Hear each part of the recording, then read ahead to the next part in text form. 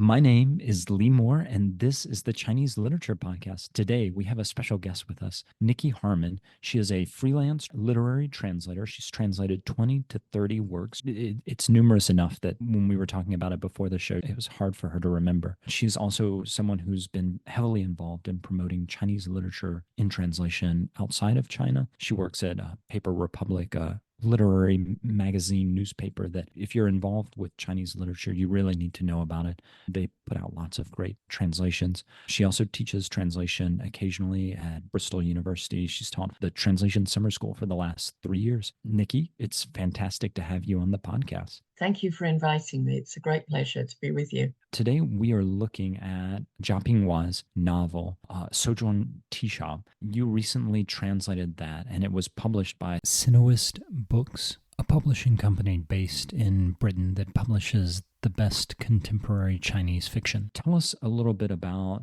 the novel itself. Right. The most interesting thing, especially when you consider the author, Jia Pingwa, who's one of the grand old men of amongst Chinese contemporary writers, is that the novel is almost exclusively about a bunch of women. There's one man whom they're all friends with, and some of them, a couple of them at least, have been his lover. But basically, the novel focuses around the lives of these women, in particular, one who runs the Sojourn Teashop, Raw, also called, they call her sister, they call her Jie, and their lives and their struggles in a completely contemporary urban environment. They're city dwellers. Jia Pingwa has often written about life in the countryside and many different aspects of it, or even in small towns. But this is one of the few novels where he's written about urban society and these women, the kind of conflicts that they face and the businesses that they're trying to run, the corruption that they're struggling against, and basically their search for happiness. I think that is really the focus, their search for happiness. You mentioned that he's very closely associated with writing about the countryside, specifically in Shanxi. The other famous novel he has is his most famous novel is still about this city. It's called Feidu, Ruin City, and it's very much focused on sex. Supposedly, this is just what I've heard. Feidu is kind of reimagining of Jinping Mei, the plum in the golden vase. Oh, this novel that we're looking at today, Sojourn Tea Shop, has a bit less. There's a fair amount of sex in it, but it has a bit less sex. What do you think drove that decision for Jia Pingwai? Is it hard to write about sex today in China, considering the sort of the Oh, restrictions on writing? yeah, no, I would say it isn't. It's not hard. Okay. Not hard to write about sex in China. But of course, when it was first published in three, I believe it was, it did get censored for that reason. But on the other hand, it was widely available for sale for many years in China, in spite of having been quote unquote banned. Why did he write about his protagonists' lovers and sex life? I'm not sure. I think that Jia Pingwai is quite a bold writer who's always experimenting, and maybe he was just experimenting to see what reaction he would get. And also because, let's face it, city dwellers, men or women, are going to have lovers, they're going to have emotional and sexual relationships. It's not totally unrealistic, quite the opposite, Mhm. especially in relation to the Sojourn tea shop. Each of the women has love affairs or failed love affairs. This is just real modern life. I mean, okay, yeah, Ruined Capital is a bit different in that it focuses very heavily on the one protagonist and his many love affairs. But I don't know. I enjoyed it. I thought that was a really good novel too. I read it in Howard Goldblatt's translation. That said, I think that the Sojourn Tea Shop is rather different. It's not trying to make any kind of a point. It's trying to create the lives of its female characters in the round. Whether or not he succeeds in that is a different matter. But I feel that is his focus. I wanted to ask you about that question of representation. He's this male writer And recently, in the past decade, we've been talking a lot more about representation. Do you think Jia Pingwa is successful in writing about the lives of women in this novel? Well, I think certainly his main character, Hyrule, is a well-developed character. Why he chose to write almost exclusively about women together with this one man who is prominent in the novel, I'm not sure. And in a way, when I met him, I wish I'd asked him. But I think my feeling is he's constantly experimenting. He will write about men, he'll write about women, he'll write about a trafficked woman, as he did in Broken Wings. The name in Chinese is Jihua, but the translation was published as Broken Wings. He's constantly experimenting. As regards the different protagonists that he chooses for each of his novels, he's constantly experimenting.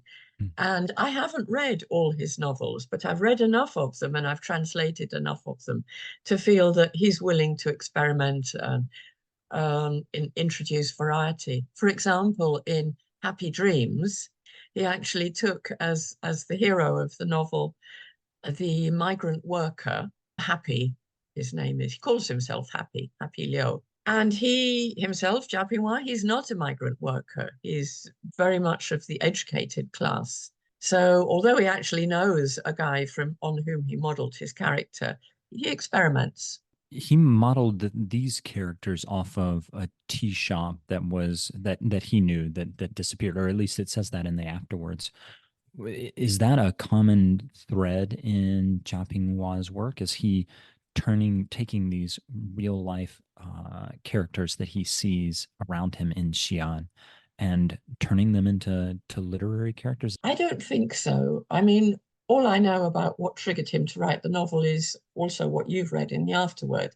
I think that inspired him, but I don't think that he observed a bunch of women going to that tea shop and decided to recreate them.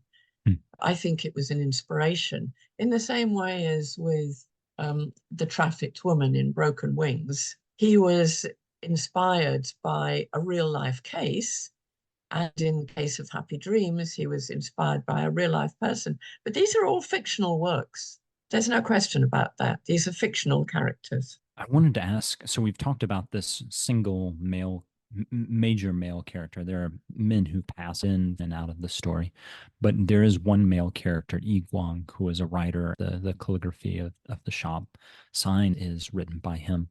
Is Yi Guang a stand-in for Jia Pinghua, or is that too much to say? I asked my follow-up question, and I'll say this just to put my cards down on the table is he has these points where he talks about writing, and I was wondering how much, that's Jia Pinghua articulating his own views about writing. Yeah, yes. I mean, I must mention and give all credit to my fellow co-translator on the Sojourn Teashop, That's right. Sojourn, who unfortunately is way the other side of the world in New Zealand. So it's really difficult for us to get together on events because it's either the middle of her night or the middle of mine.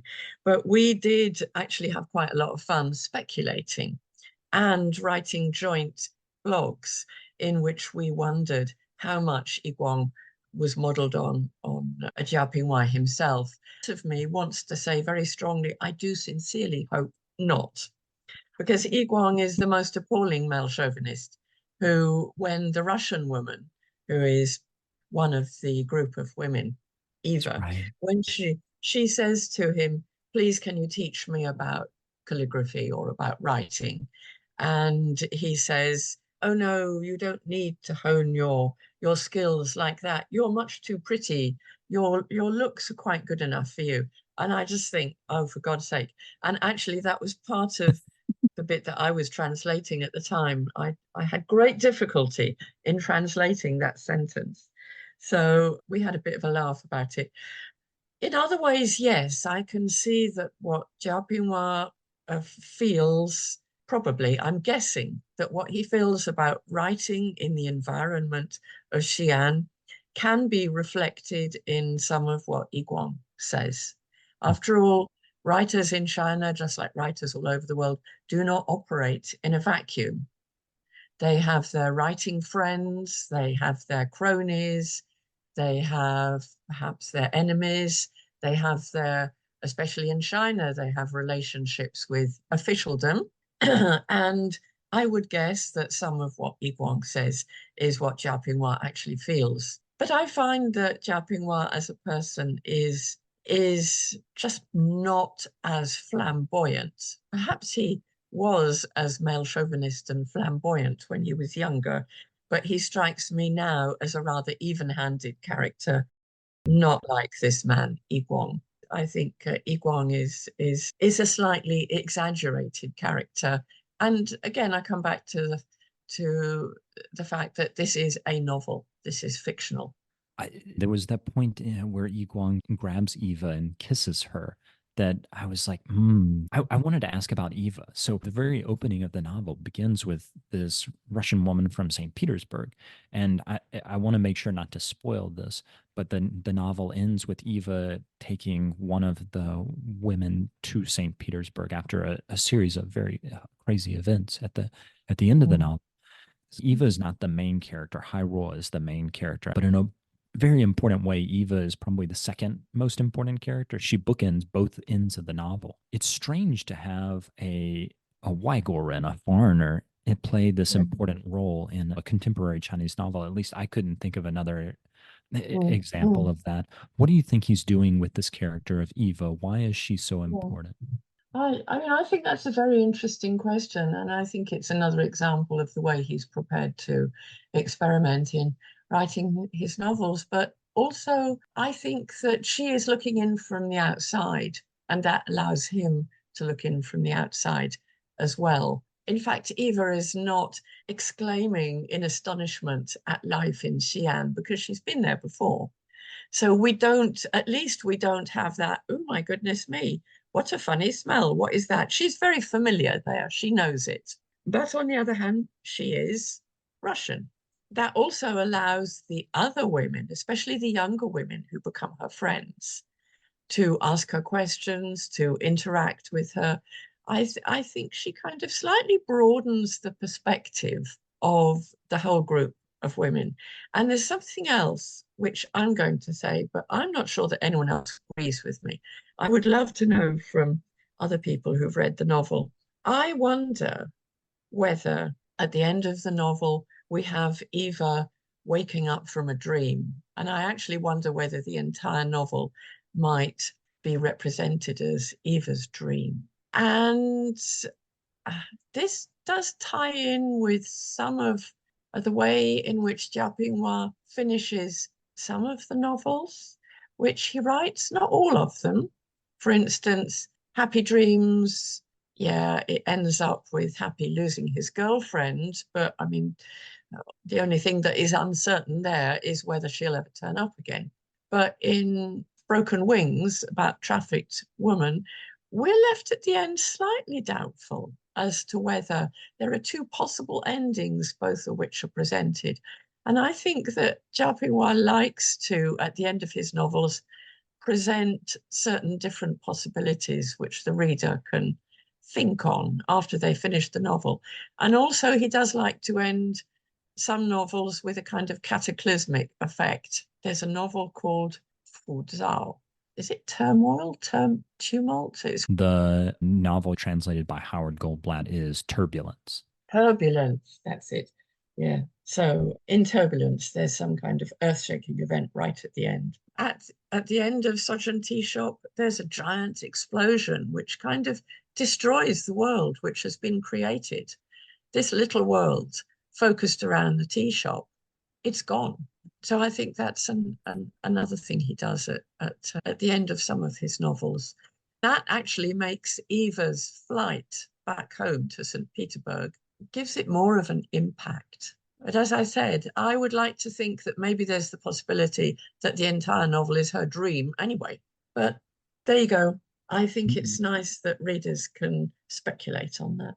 He certainly would not be the first Chinese author to pull that trick. So that completely puts him in line with others. I think of a Story of the Stone. You know, there's this question of dreams and what is real. in that. And of course, Zhuangzi, the butterfly dream. The original title of the novel in Chinese is 暂坐, which means Mm. something like sit a little bit. In the South, we would say sit a spell. Oh, that's lovely. I wish Yeah, I'd learned that. Sit a yeah, spell. yeah. The sit a spell tea shop. When you translated it, what was the logic and the decision to go with Sojourn Teashop itself rather than kind of Mm. sit a short while or something like that? Obviously, when you're translating, you're to a certain degree marketing, right? Like you're the frontline marketer, so you're making this work legible for an English speaking audience. I, I, I mean, I think you put your finger on part of the reason. Of course, in the first page, it does say that Eva arrives or heads off to that there are many tea shops in Xi'an, Xijing, which is what he calls Xi'an, and one of them is called the Zanzuo. And I thought, oh, what am I going to call this? Should I just call it?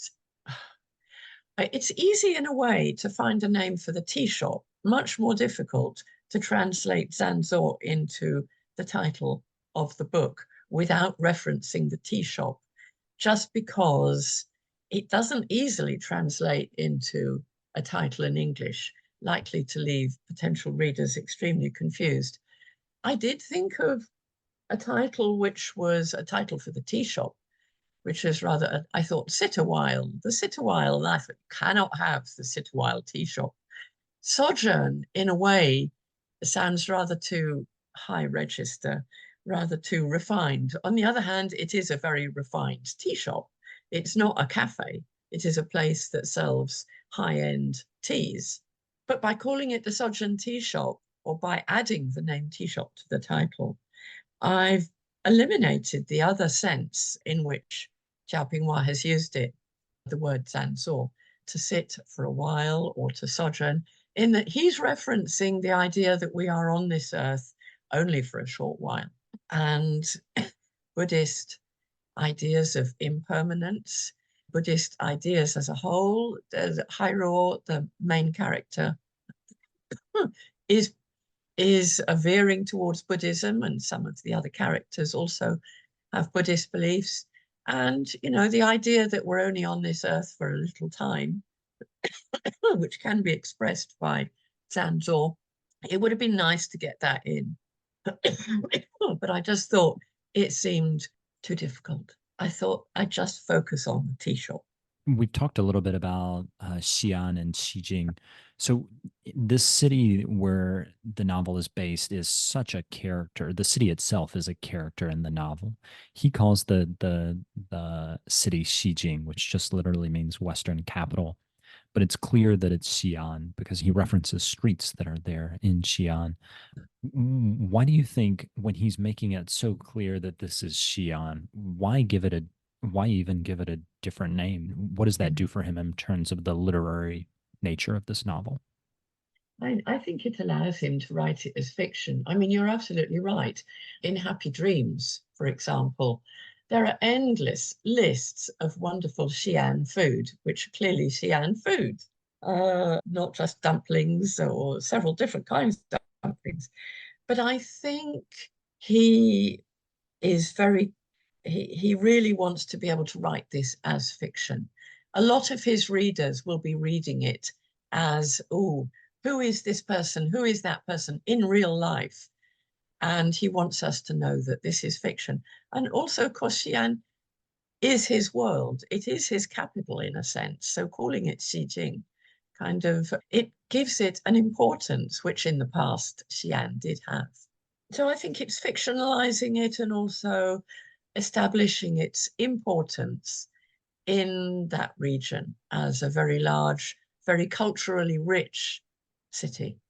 I guess for listeners who aren't aware, Xi'an was the capital of the of Qin Shi Huang's China, so it's the first kind of capital of China as an empire. Yes, And the Han Dynasty had its capital there. The Tang Dynasty had its capital there, and for about 1,000 years, it was the yes, which is most a long time. right. It was China's Rome in a lot of ways. I think that's fair to say. And in fact, that might not be doing it justice because I think China was bigger than the Roman Empire for much of the Han Dynasty. And in the Tang Dynasty, that was the medieval period when Yeah, Romans did not take a bath for the next 1,000 years, whereas in China, you've yeah. got the height of Chinese civilization. You can still breathe the atmosphere of the ancient capital. So I think he does that quite deliberately. He uses the word Jing for capital, as in Beijing, northern capital, Nanjing, southern capital. He's decided that Xi'an is his western capital. This novel touches on a lot of sticky issues in China. There was the part with, I think it's Xinqi, where she has this lover who's a Hong Kong tycoon, and she's trying to plot a way to have his baby. And she comes up with this crackpot idea of going to Hong Kong, staying in a hotel next to a hospital because her lover always wears the condom. So she hasn't been able to get impregnated. So she's going to freeze his sperm at the hospital nearby and then somehow take it back to Xi'an and make a baby and then kind of rope him in. These kinds of crackpot schemes, they're sprinkled throughout the novel. Is there any sense of casting of moral judgment? I'll put my cards on the table here. I didn't think that was what Jia Pingwa was trying to do, and I didn't see that much moral judgment cast. But I wanted to ask you: is there any sense of this judgment? Mm, no, I don't. I don't think so. I agree with you. I think that Jiaping Wise is looking in from the outside, just as Eva is looking in from the outside. And okay, it sounds like a wild subplot, and it is a wild subplot. But good heavens, so many wild things happen in China. This is almost not surprising. It is just the way you can imagine anything happening in China. It's a huge place. Women want babies. Women in particular might want a baby with a rich man. Whether or not it works, we're not really told, but probably not. But yes, it's wild. But you kind of, as you read the novel, you get carried along by it. And it's believable, bizarrely believable. Crazier things have happened. Um, Yeah.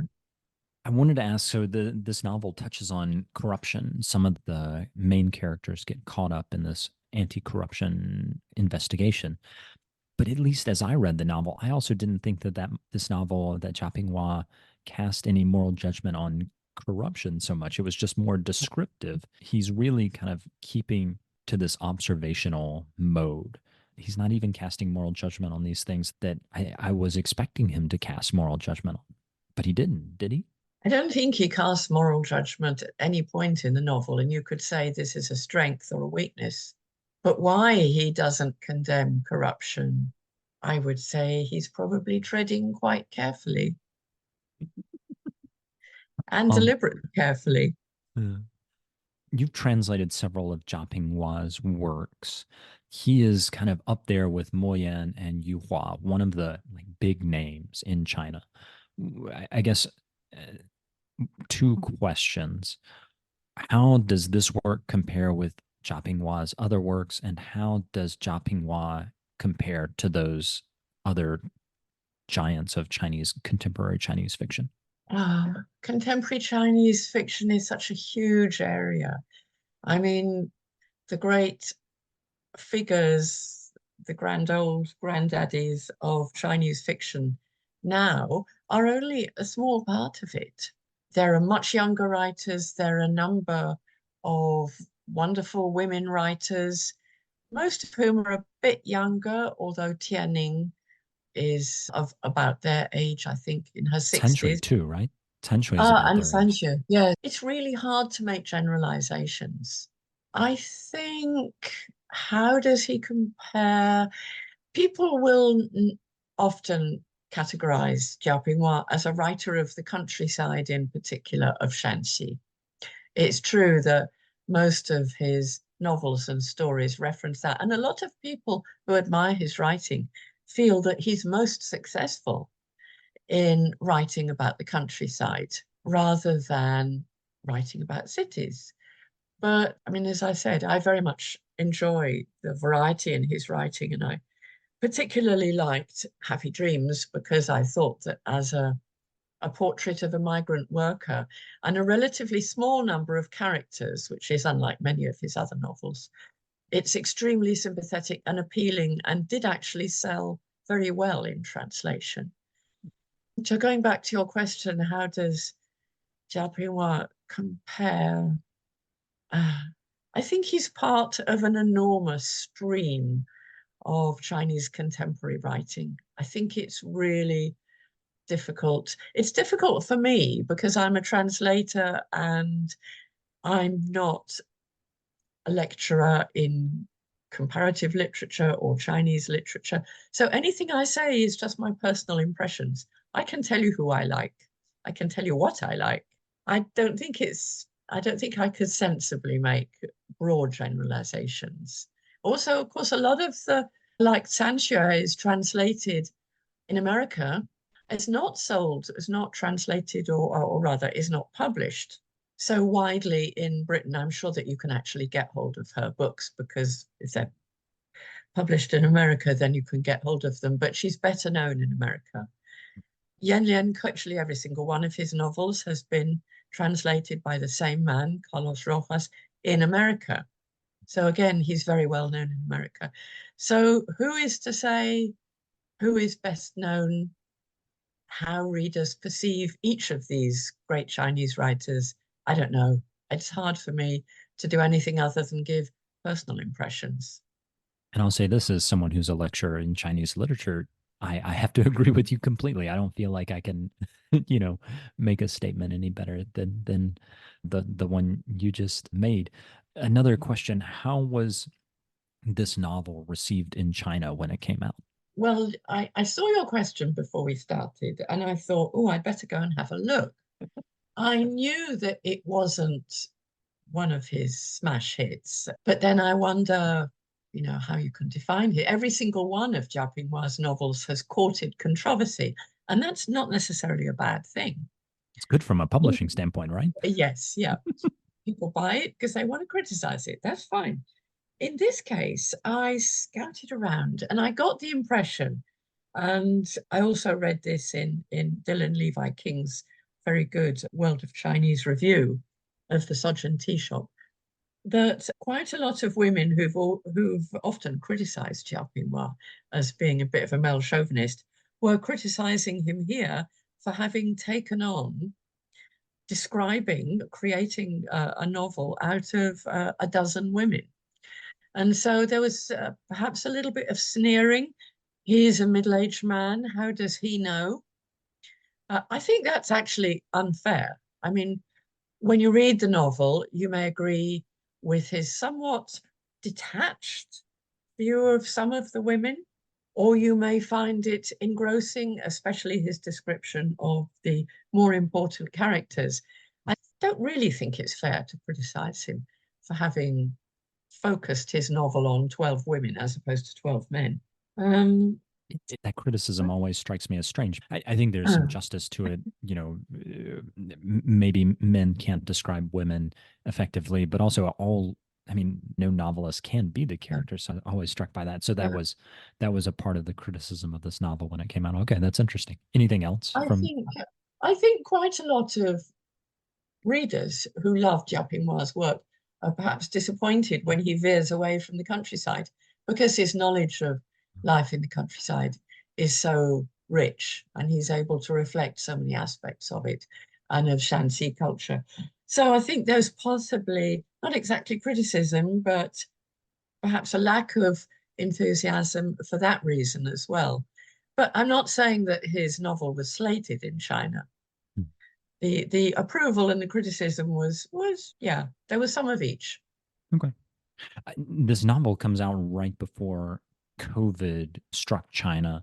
Did that affect sales at all? I mean, people weren't able to go out, particularly there. I guess I don't remember if Xi'an was affected by that.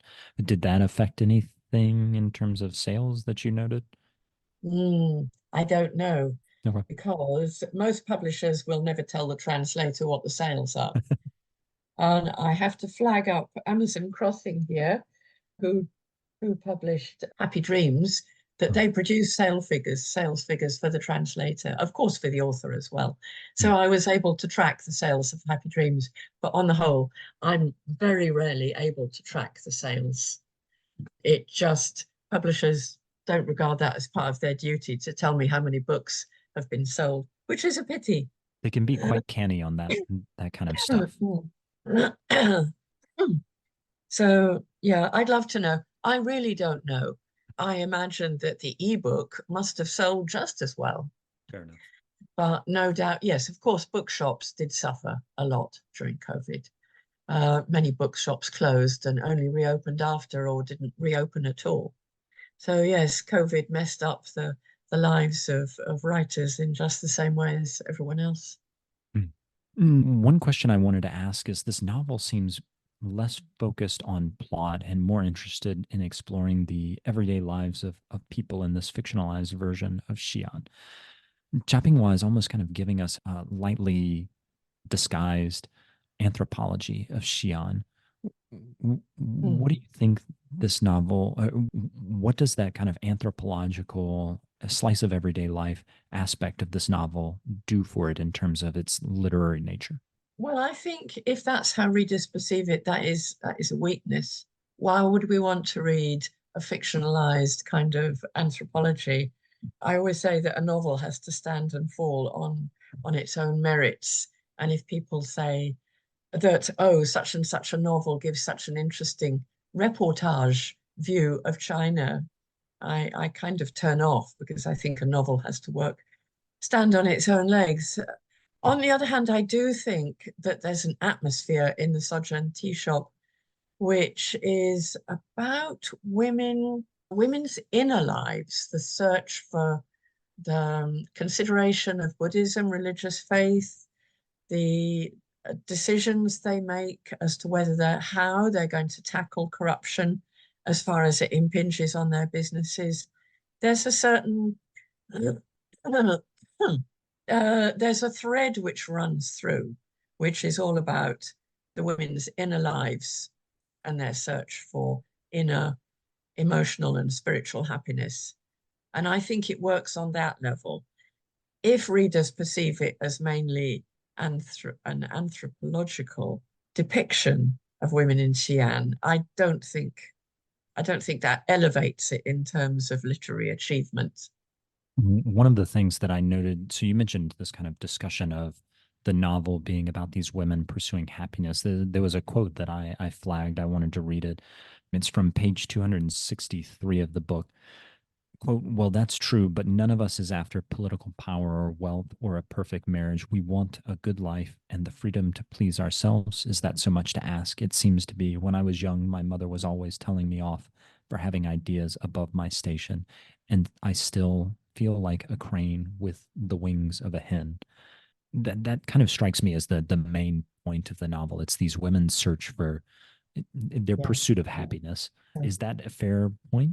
Yes, I think and that struck me very much as well when I was translating it and when I read it again. I think it's a crucial quote. It's a crucial thing that they say. And I think what is very unusual and why that quote is important is because up until recently, women have been told that they've got ideas above their station and their duty is to do this, that, serve the state, serve the family, serve whoever. As this novel makes it very clear, and I think very convincingly, women want their own lives. And I think that quote sums it up very nicely. I like it. And so I'm glad you picked it up.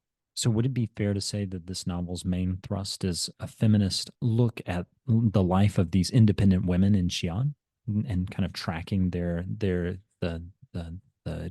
journeys that they make? That's an interesting one. I think I would hesitate to describe it as feminist. I think what he sets out to do and does succeed in doing is representing these women's individual struggle for happiness, their search. I won't say struggle, that sounds too political. Each individual search for happiness. Not sure that that quite equates to feminism, which implies a kind of politicized solidarity, Mm. which I don't think they have. Yeah. They And it, support each other, but I think they're very much individuals. and I mean, if we do take seriously the idea that Yi Guang is a representative, somehow a literary representation of Cha Pingwa, then of course it would be strange to call it a feminist novel, we pointed out earlier, because he's kind of handsy and doesn't Oh, ask for yes. permission for Well, things. he is quite an infuriating character. Um, But, maybe that makes the novel more interesting. We yeah. don't entirely want to read novels that agree with us or we with them. Yes, that was the Maoist era, and there's a reason they don't write like that anymore. I wanted to ask another question. Is this a Buddhist novel? So you said it may or it's problematic to call it a feminist novel. Is it a Buddhist novel, do you think? I think the introduction, the discussion of Buddhism, the influence of Buddhism in the novel is peripheral but also striking. It makes the background to the novel more vivid. It is something that the women, each of them, considers to a degree, some of them with certain skepticism, others with more sincerity. I think that this is my personal view that Jiao Pingwai introduces the Buddhist mural, the shifu, the Buddhist monk that in the end doesn't turn up, and the discussions of Buddhism. I think he introduces it as a way of painting in the background to the contemporary life of the city. But I don't know. I don't think I would call it a Buddhist novel. It's a novel which has Buddhism as part of the local color, if you want to call it that. Yeah, I mean the way that the Buddhist figure never shows up, it struck me as a kind of waiting for Godot. Like, is he gonna kind of come Yeah, ever again? yeah, And he never does.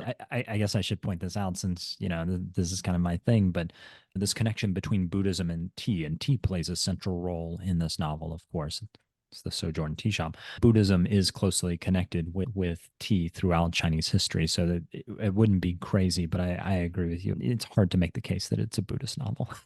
I think it's part of the local colour.